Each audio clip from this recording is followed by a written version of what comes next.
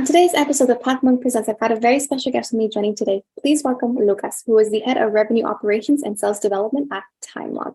So for all of you who don't know, TimeLog is a software development. So essentially, it is a cloud-based PSA software that helps professional services organizations evolve.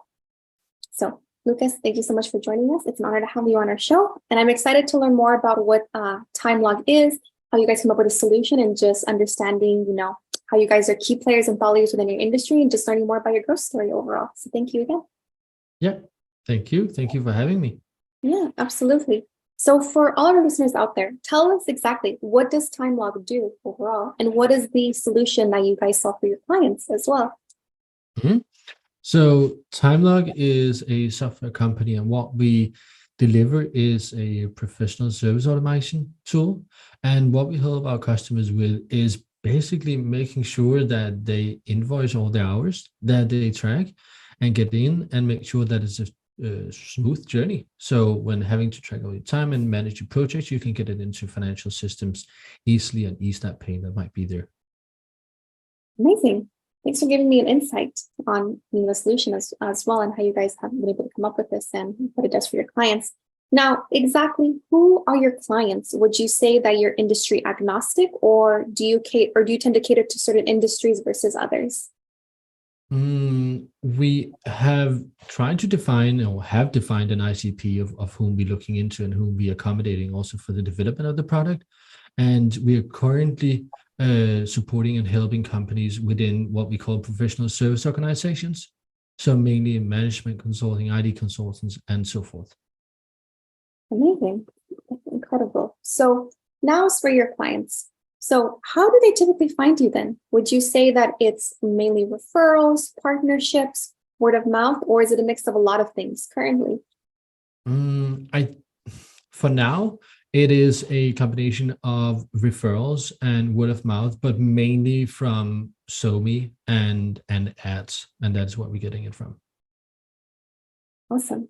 So now I want to talk about the website. So in your own words, what would you say are the major strengths of the TimeLog website, and where would you say are there opportunities for improvement? So I understand that websites, they're always updating, you constantly have to optimize them, but I'm curious as to what you think. Currently, this biggest strength that we have is the content that we have. So we have quite a lot of content, we have quite a lot of legacy, and we're moving CMS platforms. We're moving into HubSpot to get some more insight on the customer journey and see how we can help and accommodate our customers in the process that they have, and also for the leads, of course. Awesome. So in terms of the content that you guys provide on your website, do you guys have any newsletters or blogs that our audience can be able to subscribe to and keep up to date with what you guys offer, since you're thought leaders within your industry and you have a lot of great content overall? Yeah, so definitely, actually both. And I would recommend just going in and going through the blog universe and going through the topics and find what is interesting for one, but also utilizing the newsletter that we have, which is not product focused. It's focused on the thought leadership and how other companies are working with tools like ours or can benefit from it, and the stories from them. Sweet, amazing. This is great. Our audience would definitely appreciate this as well. So now we're going to talk about you as a leader. So with being the head of revenue operations sales and the sales development, tell us, what does an average day look like for you? Who do you work with? Who do you report to? And give us an insight as to what a typical day looks like for you. I think one of the best things about it is that no day is like the other, or the day before. But most of the time is a collaboration in between most of the teams that we have here in TimeLog, and the majority of the collaboration is spent with sales and with the marketing team in order to improve those processes. And all that is done in collaboration with our CRO.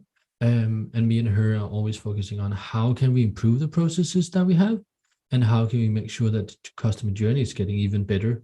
And of course, with the inputs from customers and from leads. So it's important for us to get that qualitative feedback when we go through the process and try to make it better, that it isn't just me who think it's great, but we actually start listening to what the leads and customers are saying.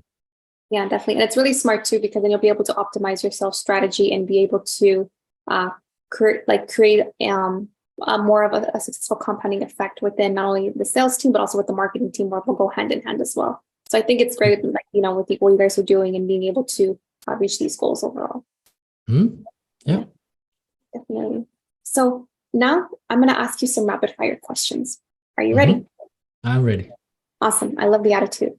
So with all the overwhelming amount of content that there is out there now for marketers, where do you go to learn, grow, and just keep up to date overall?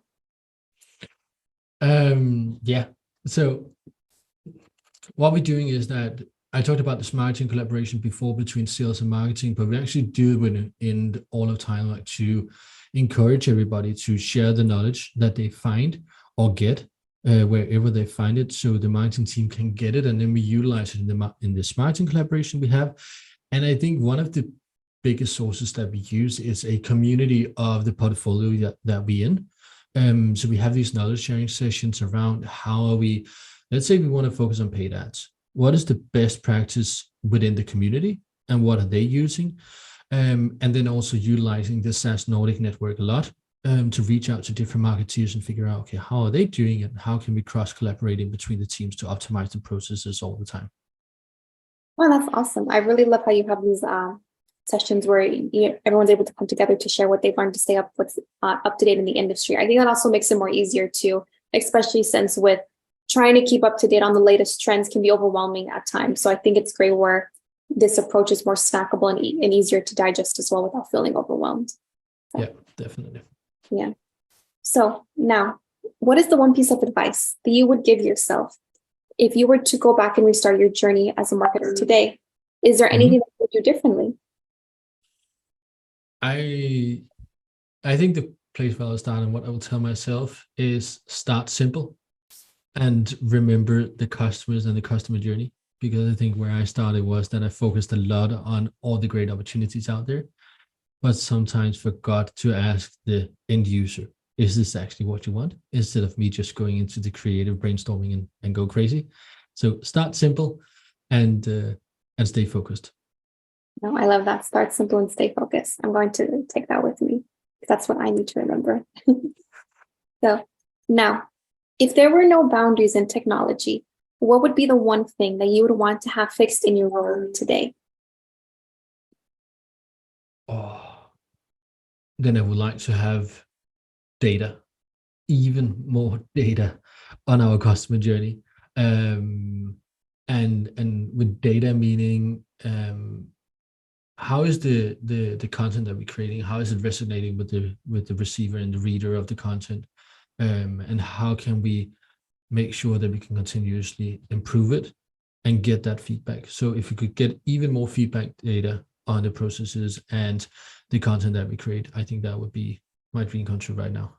Yeah, like really being able to go down to the micro detail to be able to see really like everything over there in the funnel. Yes. Yeah. And that would be amazing. That would be really great. And being Yes, able to improve based on data. Yeah, yes. I would really love that.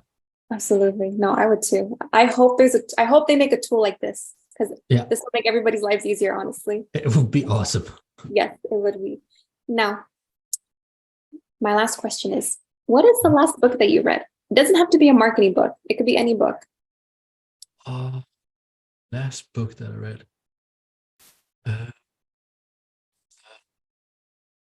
I think it was Leaders Eat Last by Simon Sinek. I think that was the last one I read. Super cool. Yeah. All right. And yeah. I love that. And so now we're at the end of our interview today. And I want to thank you so much for joining us on the podcast. But I also want to give you the last word. If anyone were to forget about everything we've talked about today in their interview, what are the main things that you want them to remember about TimeLog overall? I think that we are a company that tries to listen to our customers, and we always want to improve, even though that we're 20 years old. That we're never too good to listen to the inputs that we get. And that what TimeLog was years ago is not what it is today. We are maturing all the time and growing a lot currently. So if you want to join the journey, then please come. Amazing. Definitely. So for all of our audience out there, if you guys are interested in looking more into TimeLog, check them out at their website at timelog.com/en to be able to learn more about how you can be able to improve your workflows and ultimately make your time more valuable. Lucaas, thank you so much for joining us. It was a real pleasure hearing your you. story and hearing all about you. So thank you. Thank you for your time and have a nice day.